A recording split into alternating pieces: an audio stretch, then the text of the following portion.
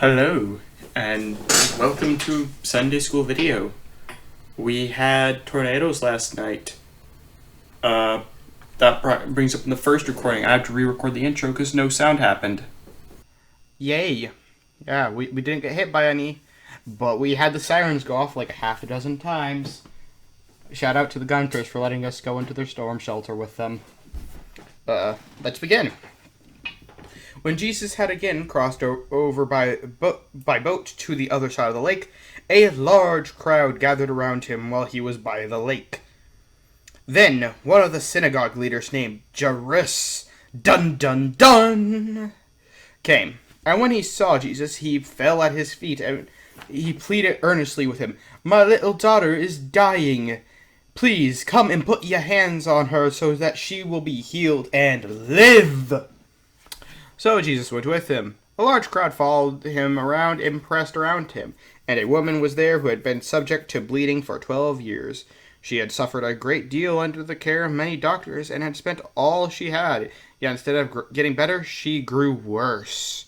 When she heard about Jesus, she came up behind him in the crowd and touched his cloak, because she thought, if I touch his clothes, I will be healed. Immediately, her bleeding stopped, and she felt in her body that she was free from suffering. At once, Jesus realized that someone touched him, and he had lost a wee bit of power. He turned around and asked, "Oi, who touched me clothes?"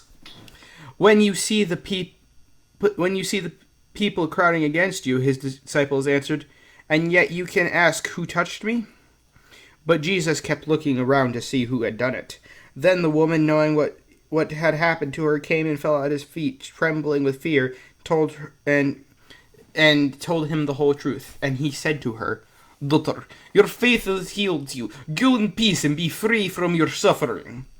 While Jesus was speaking, some people came from the house of Jairus, the synagogue leaders. "Your daughter is dead," they said. "Why bother the teacher?" Overhearing what they just said, Jesus told him, "Do not be afraid, just believe." He did not let anyone follow him except Peter, James, and John, the brother of James.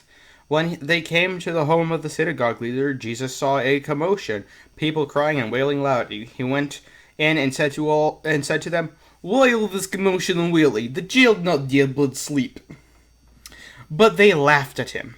After he put them all out, he took the child's father and mother and the disciples who were with him, and went in where the child was. He took her by the hand and said to her, "Talitha," which means, "Little girl, I say to you, get up." And immediately the girl stood up and began to walk around. She was 12 years old. At this time, they were completely astonished.